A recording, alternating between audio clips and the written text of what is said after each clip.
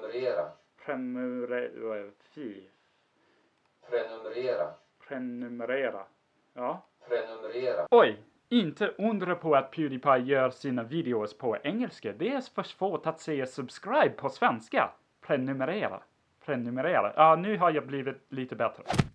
Idag tänkte jag att det var dags för att prata svenska i en recension. För en sak som jag stör mig på är YouTubere som påstår att de kan ett språk men bevisar aldrig för oss att det faktiskt är sant. Om man verkligen var flytande på det språket skulle det inte vara svårt att filma en video på språket. Det betyder inte att det här inte är mycket svårare än att göra så på engelska. Men om man inte ens försöker göra videon framför publiken så är det lite svårt att lita på påståendet. Så här kommer mitt bevis och det tog fan lång tid att skriva recensionen, så var snälla och prenumerera. Just det! Get on with it! Greyzone är en serie från Norden. Och precis som vanligt med sådana serier finns det olika team som gjorde serien från Sverige, Norge, Danmark och även Tyskland.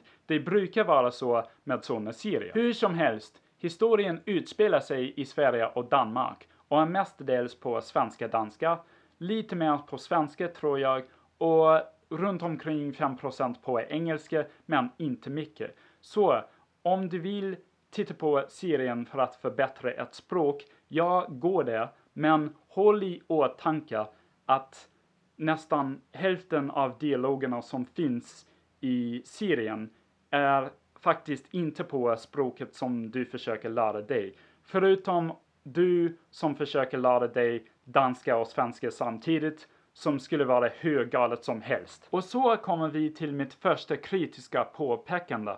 Och det är att personligen är jag lite trött på idén om att svenska och danska liknar varandra så mycket att svenskar och danskar förstår varandra helt utan problem. Inte ens ett litet problem då och då eller några enstaka missuppfattningar. Det finns till och med ett barn, en 4-åring förstår ni, och han kan svenska. Han har vuxit upp hela livet i Köpenhamn och inte bara kan han svenska utan han vet direkt att den svenska mannen som han träffar är svensk.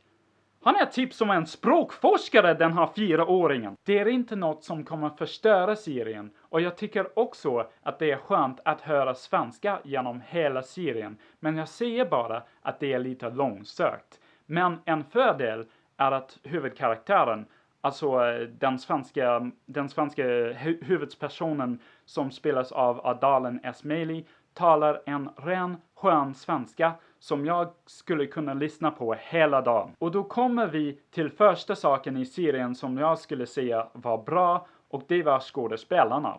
Båda Adalen som sagt och Birgit var väldigt trovärdiga, och det finns också Tova Magnusson som jag känner igen från andra säsongen av Bron, och hon var okej, men jag skulle inte säga att hon var utmärkt. Men problemet med henne var egentligen manuset. Hon var bara polis och inget mer.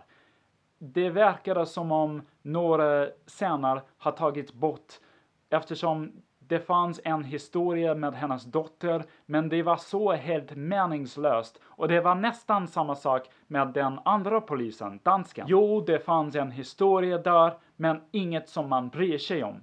Det skulle ha varit bättre om hela saken med poliserna och deras personliga liv inte fanns med.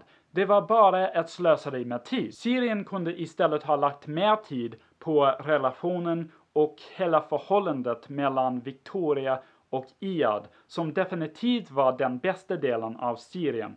Det var en stark känsla av osäkerhet om vissa aspekter av deras relation och liksom ganska mycket nyans också. Manuset behövde mer upphetsning. Jag vet att det inte är det rätta ordet, men du förstår vad jag menar. Manuset behövde mer spänning. Vi behövde ett hot eller flera hot genom hela serien, och inte bara det som vi visste skulle utspela sig i slutet av serien, men vi kunde känna oss trygga innan vi kom fram till det. Det fanns helt enkelt lite för mycket tid som lagts på samma idé. I överlag njöt jag av serien. Det var ganska mycket som jag tyckte om.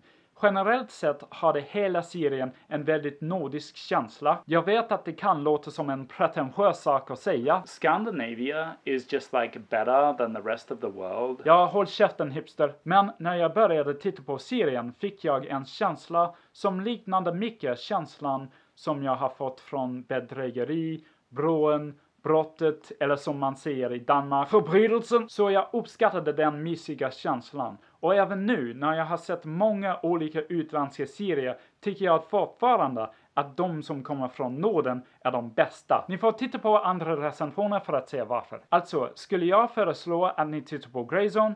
Ja, det skulle jag säga. IMDb räknade det som 7,3 och det kunde jag ungefär hålla med om. Men om man håller det i jämförelse med Nobel från Norge som är ganska lik, skulle jag i alla fall säga att Greyzone är lite underskattat. Så det är definitivt inte ett slöseri med tid. Men förvänta er inte en annan Brån. Brån är fortfarande Sverige och Danmarks mästerverk. Just det, nu är vi klara. Var snälla och ge den här videon en tummen upp. Eller kanske prenumerera eller kommentera. Eller alla tre. För att uppmuntra mig till att göra fler sådana här videos. På både svenska och engelska. Och kanske i framtiden på vilket språk som helst. Kanske franska eller danska. Nej, jag skämtar bara inte på danska. Det kommer aldrig hända. Så ja, gör det. Och tack för att ni tittar på. Och vi ses nästa gång. Hej då!